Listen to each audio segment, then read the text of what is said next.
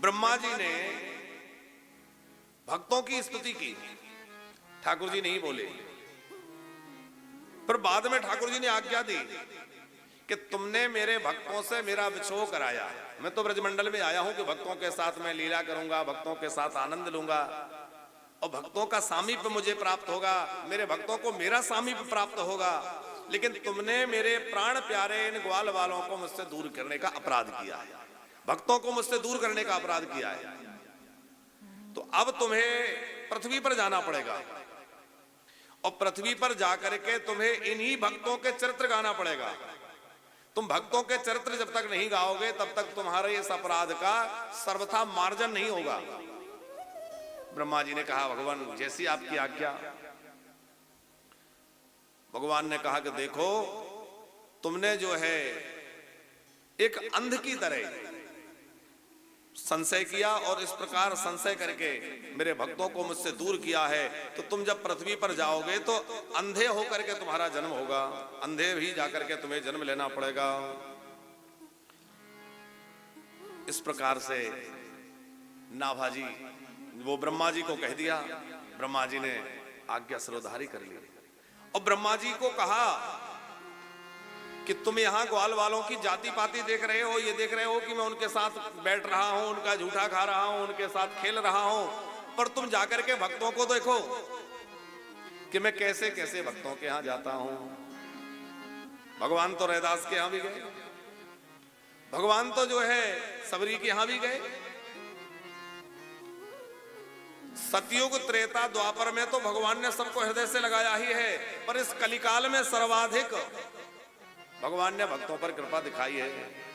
और कलिकाल में जितनी कृपा भक्तों पर हुई है उतनी अन्य युगों में नहीं हुई।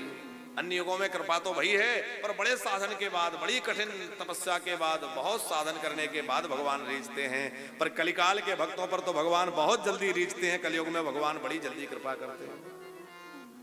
तो कहा कि अब तुम्हें पृथ्वी पर जाना होगा। ब्रह्मा जी ने आज्ञा सिरोधारी की और कहा कि मैं जाऊंगा। भगवान ने कहा कि देखो तुमने मेरे भक्तों को देख नहीं पाए, मेरे स्वरूप को नहीं देख पाए, तो तुम अंधे होकर के जन्म लोगे। ब्रह्मा जी ने आज्ञा सिरोधारी की और वही ब्रह्मा जी कलिकाल में लगभग 1700 संवत के आसपास आप जो है हनुमान वंश में प्रकट भये। हमारे श्री प्रियादास जी वर्णन करते हैं कि हनुमान वंश ही में जन्म प्रशंस जाको भयो, द्रगहीन सो नवनीत बात धारिये। हनुमान वंश ही में जन्म प्रसंग जाको यायो, द्रगहीन सो नवीन बात धारिये। उमरी बरस 5 मानी के अकाल आँच मात वन छोड़ गई विपति विचारी के। आपका जन्म जो है हनुमान वंश में हुआ। तो ये हनुमान वंश कौन है?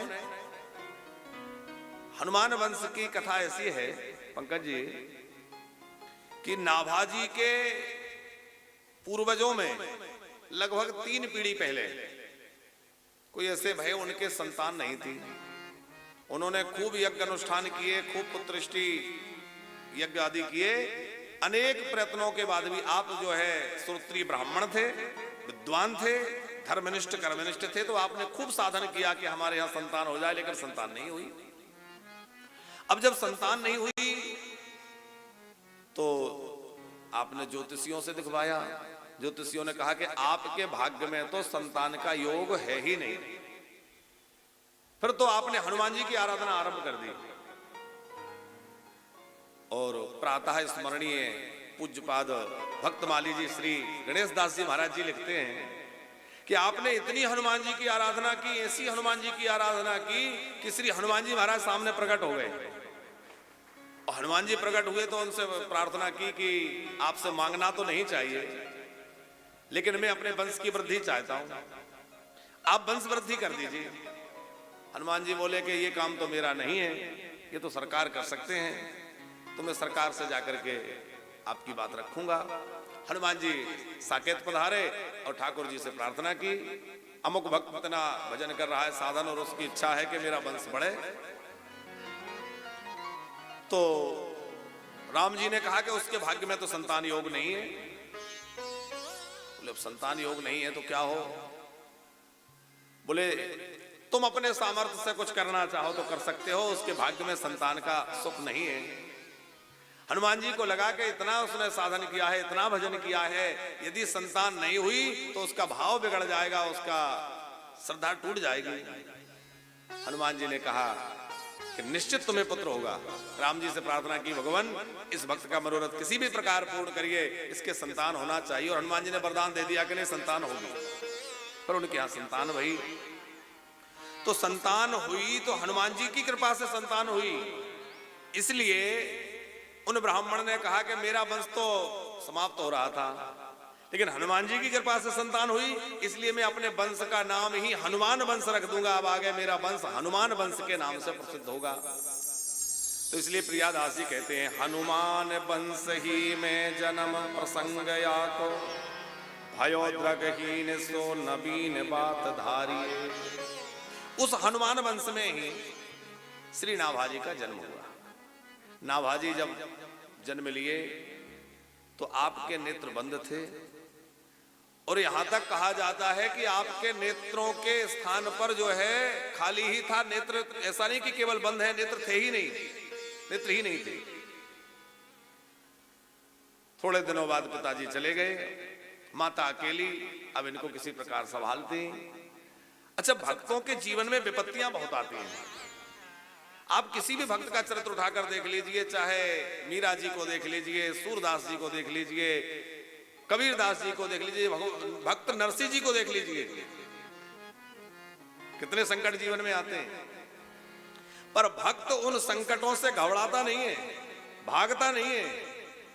और ये संकट उसकी निष्ठा की परीक्षा के लिए होते हैं, उसको तपाते हैं ताकि वह निखर के और जो है खरा हो जाए।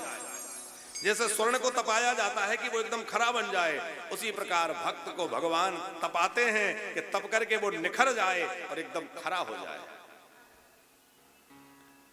तो क्या हुआ, पिताजी है नहीं, मां अकेली है, उस बालक का लालन पालन कर रही है, बालक को नेत्र नहीं है, तो कठिनाई है। संयोग से यह हुआ कि ओमारई 12 से 5 मानी के अकाल आंच। अभी आप 5 वर्ष के हुए थे, उसी समय अकाल हो गया, और ऐसा भीषण अकाल पड़ा कि लोग जल के लिए तरसने लगे, अन्न का दाना मिलना मुश्किल हो गया, और एक एक बूंद जल के लिए लोग परेशान हो गए। लोग यहां वहां भागने लगे। इतना भीषण अकाल पड़ा है कि उस अकाल में लोग जो है वृक्षों की छाल निकाल के खा गए, लेकिन अब वो भी नहीं मिलती, जल की बूंद नहीं मिल रही, पृथ्वी बंजर हो गई, भूमि बंजर हो गई। तो लोग यहां तहां पलायन करने लगे, भागने लगे। तो इनकी मां भी इनको लेकर के चल दी, लेकिन भूख प्यास से वह दुखी थी। अकाल का वह समय था, कठिन काल में वह आगे बढ़ी, तो कितना लेके चल पाती।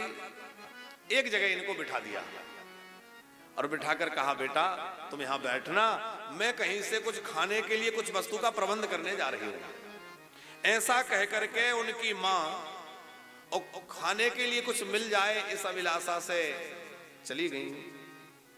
लेकिन वह भी भूख प्यास से दुखी थी, भटकती रही, और उन्हें कहीं कुछ मिला नहीं, और वह वहीं सिधार गई कि मात वन छोड़ गई विपत्ति बिचारी के।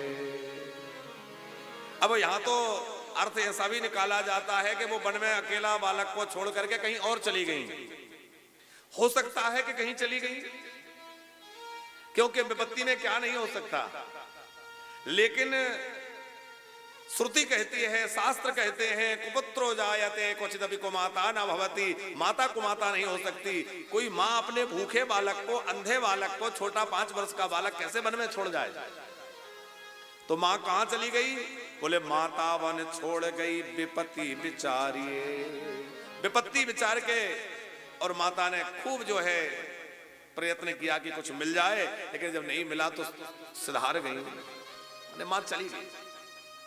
अब मां चली गई, बालक बैठे हैं, शाम होने लगी है, प्रतीक्षा कर रहे हैं मां कब आएगी, मां कब आएगी, मां कब आएगी। भूख लगी है, प्यास लगी है, वन का स्थान है, तो रोने लग गए।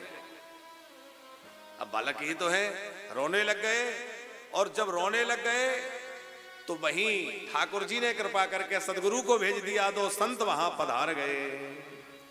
कील है और अगर ताही डगर दरस दियो, लियो यो अनाथ जानी पूछी सो उचारिए। श्री किलहदेव जी और श्री अग्रदास जी दोनों गुरु भाई हैं, और दोनों गुरु भाई वहीं वन के मार्ग से निकल रहे थे, तो देखा कि वन में अकेला कोई बालक बैठा है, रुदन कर रहा है। पहुंच गए, जाकर पूछा, बेटा तुम्हारा परिचय कौन हो? तो बालक छोटा है, लेकिन उत्तर देने का जो प्रभाव है, क्या गजब के उत्तर दिए हैं। इन्होंने कहा कि मैं कौन हूं यह मैं नहीं जानता, क्योंकि जिस दिन मैं यह जान जाऊंगा कि मैं कौन हूं, तो यह भवबंधन मिट जाएगा, यह भटकना समाप्त हो जाएगा। किलहदेव जी को लगा कि तो कोई विशिष्ट आत्मा है। अच्छा बेटा तुम्हारा नाम क्या है? तो इन्होंने उत्तर दिया कि मैं नाम किसका बतलाऊं, शरीर तो नासवान है, इसको तो एक दिन मिट जाना है, इसका क्या नाम?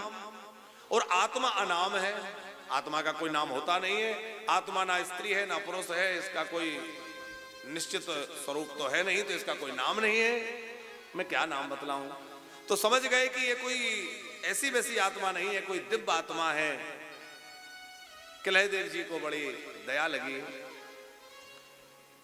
और लियो है अनाथ जानी पूछ सो उचारिए। अनाथ जानकर उस बालक को बड़ा दुलार दिया।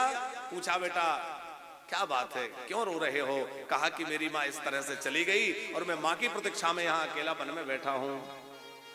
कि बड़े सिद्ध जल ले कमंडलो सो सींचे,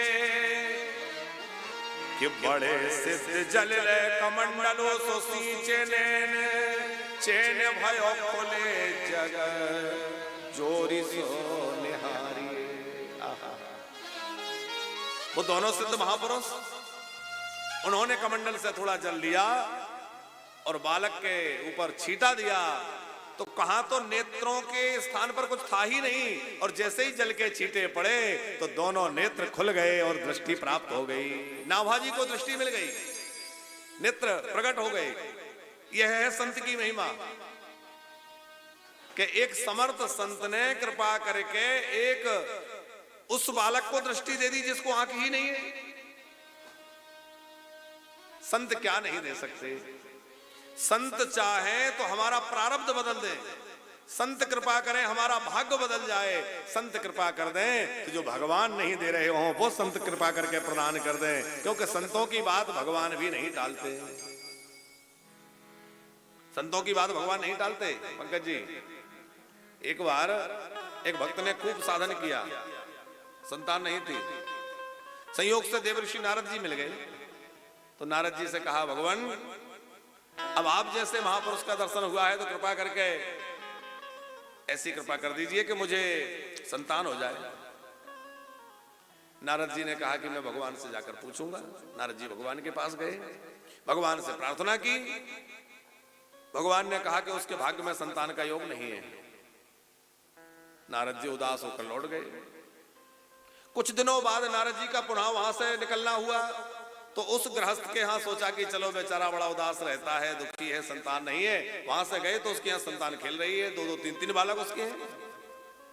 गणेशदास जी भक्तमाली जी ने वर्णन किया है इस बात का।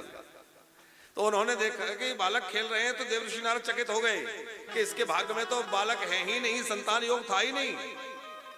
साक्षात ठाकुर जी ने ये बात कही। उनको रोष आया कि अरे ठाकुर जी भी मुझे झूठा सिद्ध करने में लगे हैं। जब इसको संतान होनी ही थी और संतान हो गई, तो फिर प्रभु ने मुझसे झूठ क्यों बोला? तो झगड़ा करने नारद जी पहुंच गए। प्रभु आपने मुझको झूठ क्यों बुलवाया? कि संतान नहीं होगी। ठाकुर जी ने कहा कि उसके भाग्य में संतान नहीं थी, फिर कैसे हुई? बोले एक संत की कृपा हो गई, किसी संत की उसने सेवा की और संत ने कह दिया कि पुत्रवान भाव, तो फिर मुझे विधान बदलना पड़ा और उसको संतान देनी ही पड़ी। इसका अर्थ यह है कि संत आशीर्वाद दे दें तो भगवान को भी वो काम करना ही पड़ता है।